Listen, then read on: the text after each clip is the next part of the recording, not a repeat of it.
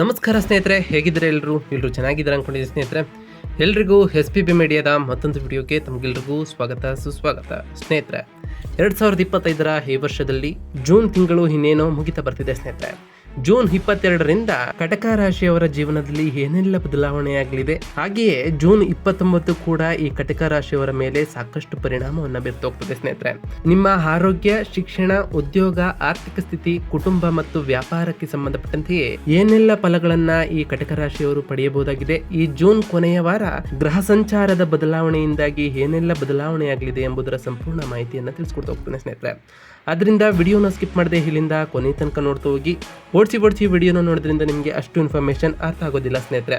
So ಫಸ್ಟಿಂದ end ತನಕ ವಿಡಿಯೋನ watch ಮಾಡಿ. ಹಾಗೆ ನಮ್ಮ ಈ ವಿಡಿಯೋ ಇಷ್ಟಾಗಿತ್ತು ಅಂದರೆ ವಿಡಿಯೋಗೆ ಒಂದು ಲೈಕ್ ಕೊಡಿ. ಯಾರಿನ್ನೂ ಚಾನಲ್ನ ಸಬ್ಸ್ಕ್ರೈಬ್ ಮಾಡ್ಕೊಳ್ಳದೆ ವಿಡಿಯೋನ ನೋಡ್ತಿದ್ದೀರಾ ಅವರು ಈಗಲೇ ಸಬ್ಸ್ಕ್ರೈಬ್ ಮಾಡ್ಕೊಳ್ಳಿ ಸ್ನೇಹಿತರೆ.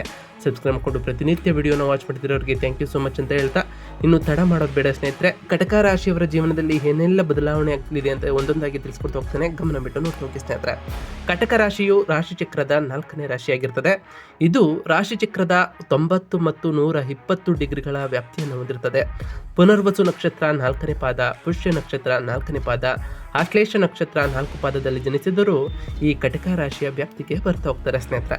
ಈ ರಾಶಿಯ ಅಧಿಪತಿ ಚಂದ್ರ ಗ್ರಹವಾಗಿರ್ತದೆ ಸ್ನೇಹಿತರೆ. ಇನ್ನು ಈ ಜೂನ್ ತಿಂಗಳಿನಲ್ಲಿ ಗ್ರಹಗಳ ಸಂಚಾರದಿಂದಾಗಿ ಏನೆಲ್ಲ ಬದಲಾವಣೆಯನ್ನ ಕಂಡಿದ್ದೀರಿ ಅಂತ ಕೇಳೋದಾದ್ರೆ ಸ್ನೇಹಿತರೆ, ಸೂರ್ಯನು ನಿಮ್ಮ ರಾಶಿಯ 2ನೇ ಮನೆಯಾದ ಅಧಿಪತಿಯಾಗಿ ಸೂರ್ಯನು ಇರ್ತಾನೆ ಸ್ನೇಹಿತರೆ. 12ನೇ ಮನೆಯಾದ ಮಿಥುನ ರಾಶಿಗೆ ಭಾನುವಾರ 15 ಜೂನ್ 2025ರಂದು ಪ್ರವೇಶಿಸಿದ್ದಾನೆ. ಈ ಗೋಚಾರದಿಂದಾಗಿ ಆರ್ಥಿಕ ವಿಷಯಗಳಲ್ಲಿ ಜಾಗರೂಕತೆಯ ಅಗತ್ಯವನ್ನು ಸೂಚಿಸ್ತಾ ಹೋಗ್ತದೆ. ಖರ್ಚುಗಳು ಹೆಚ್ಚಾಗುವಂತಹ ಸಾಧ್ಯತೆಗಳು ಕೂಡ ಜೂನ್ 15ರ ನಂತರ ನಿಮ್ಮ ಜೀವನದಲ್ಲಿ ಕಾಣಲಿಕ್ಕೆ ಸಿಗ್ತಾ ಹೋಗ್ತದೆ ಸ್ನೇಹಿತರೆ. ಇನ್ನು ಬುಧ ಗ್ರಹದ ಸ್ಥಾನವು ನಿಮ್ಮ ರಾಶಿಯ 3ನೇ ಮತ್ತು 12ನೇ ಮನೆಯ ಅಧಿಪತಿಯಾಗಿ ಬುಧನು ಇರೋದ್ರಿಂದ 12ನೇ ಮನೆಯಾದ ಮಿಥುನ ರಾಶಿಗೆ ಶುಕ್ರವಾರ 6 ಜೂನ್ 2025ರಂದು ಆಲ್ರೆಡಿ ಪ್ರವೇಶಿಸಿದ್ದಾನೆ ಸ್ನೇಹಿತರೆ. ನಂತರ ಭಾನುವಾರ 22 ಜೂನ್ 2025ರಂದು ಅಂದರೆ ಇಂದು 1ನೇ ಮನೆಯಾದ ಕಟಕ ರಾಶಿಗೆ ಸಂಚರಿಸ್ತಾನೆ. ಈ ಗೋಚರವು ನಿಮ್ಮ ಸಂವಹನದ ಕೌಶಲ್ಯಗಳನ್ನು ಮತ್ತು ವೈಯಕ್ತಿಕ ನಿರ್ಣಯಗಳನ್ನು ಸಕಾರಾತ್ಮಕವಾಗಿ ಪ್ರಭಾವಿಸ್ತಾ ಹೋಗ್ತದೆ. ನಿಮ್ಮ ವ್ಯಕ್ತಿತ್ವಕ್ಕೆ ಸುಧಾರಣೆಯೂ ಕೂಡ ಬರ್ತಾ ಹೋಗ್ತದೆ ಸ್ನೇಹಿತರೆ. ಇನ್ನು ಶುಕ್ರ ಗ್ರಹದ ಸ್ಥಾನವು ನಿಮ್ಮ ರಾಶಿಯ 4ನೇ ಮತ್ತು 11ನೇ ಮನೆಯ ಅಧಿಪತಿಯಾಗಿ ಶುಕ್ರನು ಇರೋದ್ರಿಂದ ಈ ತಿಂಗಳ ಆರಂಭದಲ್ಲಿ 11ನೇ ಮನೆಯಾದ ವೃಷಭ ರಾಶಿಯಲ್ಲಿ ಶುಕ್ರನು ಇರ್ತಾನೆ. ನಂತರ ಭಾನುವಾರ 29 ಜೂನ್ 2025ರಂದು 12ನೇ ಮನೆಯಾದ ಮಿಥುನ ರಾಶಿಗೆ ಪ್ರವೇಶವನ್ನು ಮಾಡ್ತಾನೆ. ಈ ಗೋಚರವು ಸಾಮಾಜಿಕ ಚಟುವಟಿಕೆಗಳನ್ನು ಮತ್ತು ನಿಮ್ಮ ಆರ್ಥಿಕ ಖರ್ಚುಗಳನ್ನು ಕೂಡ ಹೆಚ್ಚಿಸ್ತಾ ಹೋಗ್ತದೆ.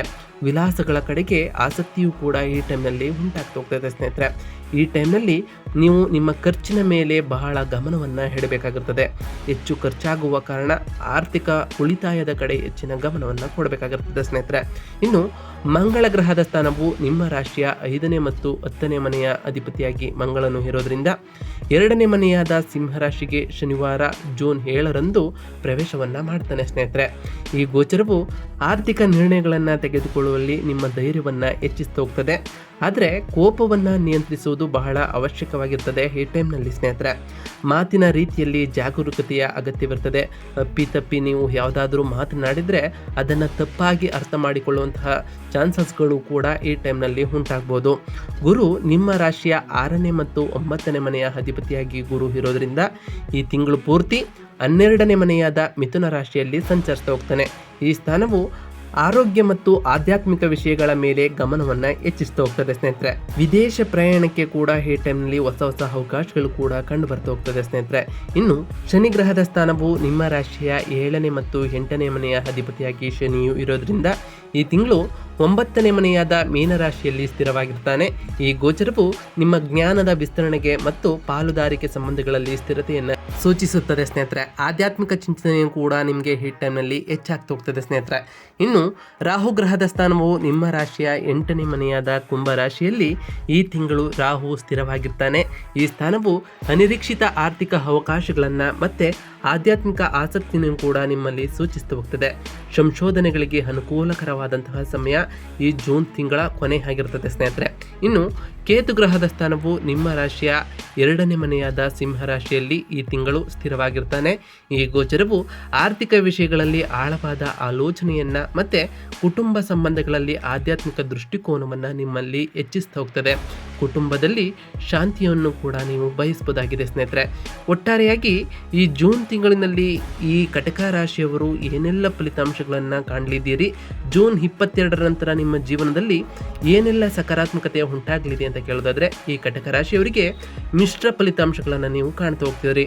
ಬುಧನು 1ನೇ ಮನೆಗೆ ಪ್ರವೇಶವನ್ನು ಮಾಡೋದ್ರಿಂದ ಅಂದರೆ ಜೂನ್ 22ರಿಂದ ಮತ್ತು ಮಂಗಳ 2ನೇ ಮನೆಗೆ ಪ್ರವೇಶವನ್ನು ಮಾಡೋದ್ರಿಂದ ವೃತ್ತಿ ಜೀವನ ಮತ್ತು ಆರ್ಥಿಕ ವಿಷಯಗಳಲ್ಲಿ ನಿಮಗೆ ಸಕಾರಾತ್ಮಕತೆ ಉಂಟಾಗ್ತಾ ಹೋಗ್ತದೆ. ಆದರೆ ಸೂರ್ಯ ಮತ್ತು ಗುರು 12ನೇ ಮನೆಯಲ್ಲಿ ಇರೋದ್ರಿಂದ ಆರ್ಥಿಕ ಖರ್ಚುಗಳು ಮತ್ತು ಆರೋಗ್ಯದ ಮೇಲೆ ಗಮನದ ಅಗತ್ಯವಿರ್ತದೆ ಸ್ನೇಹಿತರೆ. ಶನಿ 9ನೇ ಮನೆಯಲ್ಲಿ ಇರೋದ್ರಿಂದ ಜ್ಞಾನದ ವಿಸ್ತರಣೆ ಮತ್ತು ಪಾಲುದಾರಿಕೆ ಸಂಬಂಧಗಳಲ್ಲಿ ಸ್ಥಿರತೆಯು ಕೂಡ ಮುಂದುವರಿತು ಹೋಗ್ತದೆ ಸ್ನೇಹಿತರೆ. ಈ ತಿಂಗಳು ನೀವು ಆಧ್ಯಾತ್ಮಿಕವಾಗಿ ಮತ್ತು ಮಾನಸಿಕವಾಗಿ ಅಭಿವೃದ್ಧಿಯನ್ನು ಹೊಂದು ಹೋಗ್ತೀರಿ. ಇದರಿಂದಾಗಿ ಈ ತಿಂಗಳ ಕೊನೆ ನಿಮಗೆ ಅನುಕೂಲಕರವಾದಂತಹ ಸಮಯವಾಗಿರ್ತದೆ. ಆದರೆ ನಿಮ್ಮ ಆರ್ಥಿಕ ವಿಷಯದಲ್ಲಿ ಬಹಳ ಉಳಿತಾಯವನ್ನು ಮಾಡಬೇಕಾಗಿರ್ತದೆ ಸ್ನೇಹಿತರೆ. ಇನ್ನು ವೃತ್ತಿ ಮತ್ತು ವೃತ್ತಿ ಜೀವನಕ್ಕೆ ಸಂಬಂಧಪಟ್ಟಂತೆಯೇ ಈ ತಿಂಗಳು ಸಕಾರಾತ್ಮಕವಾದಂತಹ ಸಮಯವಾಗಿರ್ತದೆ.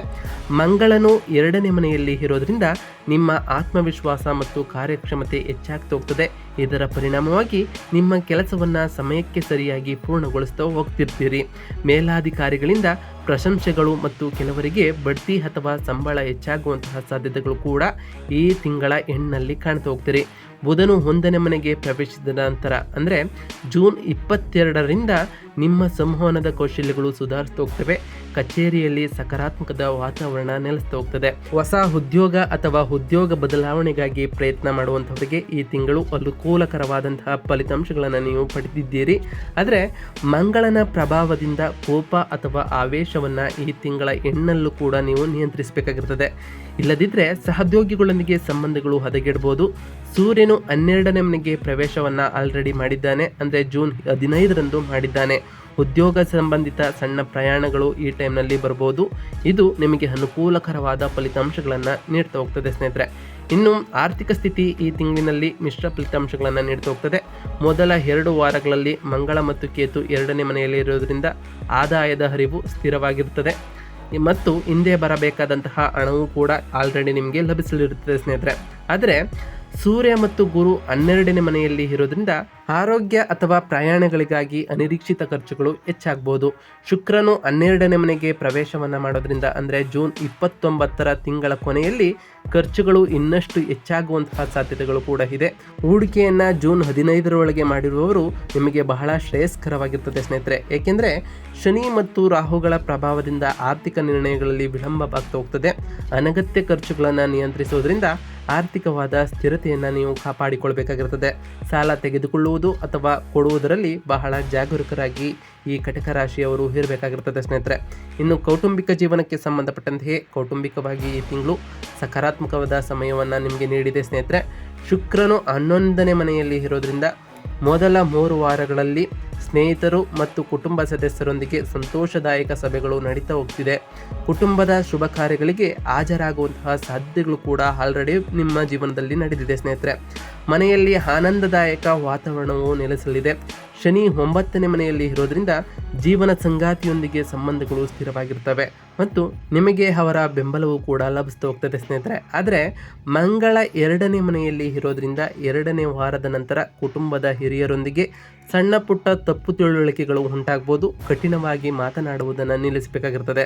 ಅವರ ಭಾವನೆಗಳನ್ನು ಅರ್ಥ ಮಾಡಿಕೊಳ್ಳುವುದರಿಂದ ಸಮಸ್ಯೆಗಳನ್ನು ನೀವು ಕಡಿಮೆ ಮಾಡಬಹುದಾಗಿದೆ. ಉತ್ತಮವಾದ ಸಂವಹನವನ್ನು ನಡೆಸಿದರೆ ನಿಮಗೆ ಎಲ್ಲ ಸಮಸ್ಯೆಗಳಿಗೂ ಪರಿಹಾರ ಸಿಗ್ತಾ ಹೋಗ್ತದೆ ಸ್ನೇಹಿತರೆ.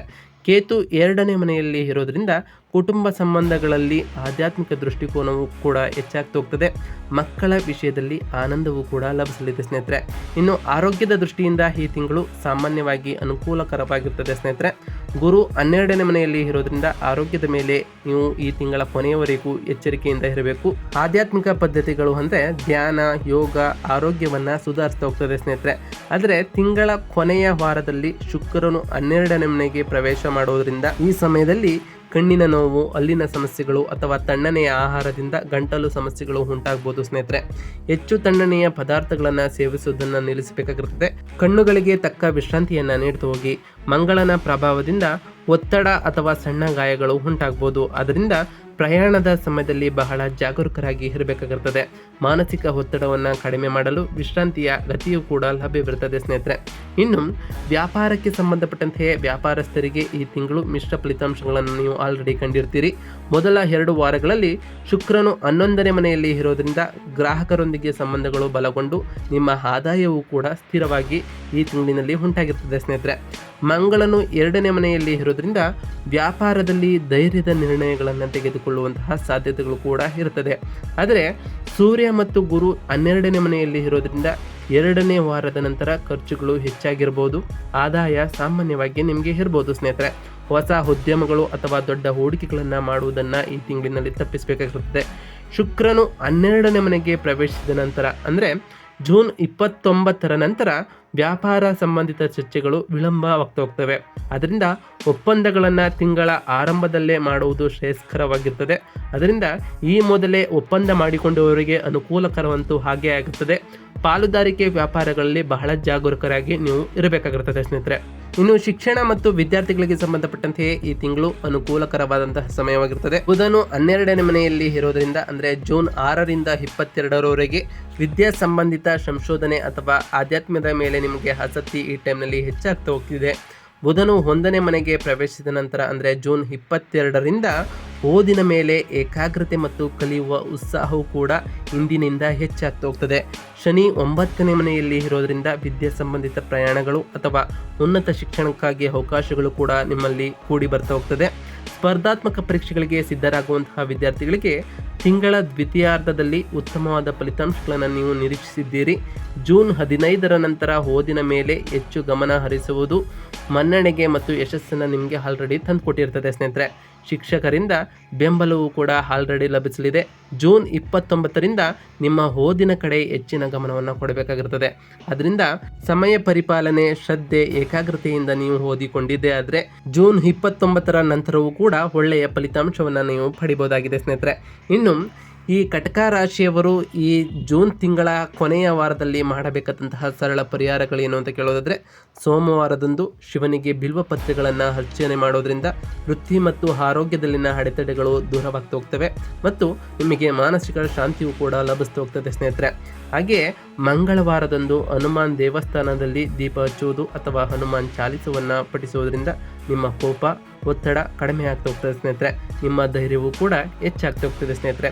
ಹಾಗೆಯೇ ಪ್ರತಿ ಶನಿವಾರದಂದು ಆ ಶನಿ ದೇವರ ಜಪವನ್ನು ಮಾಡಿ ಸ್ನೇಹಿತರೆ. ಶನಿ ದೇವರಿಗೆ ಪ್ರಿಯವಾದಂತಹ ಕಪ್ಪು ಎಳ್ಳಿನ ಬತ್ತಿಯನ್ನು ಹಚ್ಚೋದ್ರಿಂದ ಆ ಶನಿ ದೇವರ ಸಕಾರಾತ್ಮಕ ಪ್ರಭಾವಕ್ಕೆ ನೀವು ಒಳಗಾಗಬಹುದಾಗಿದೆ.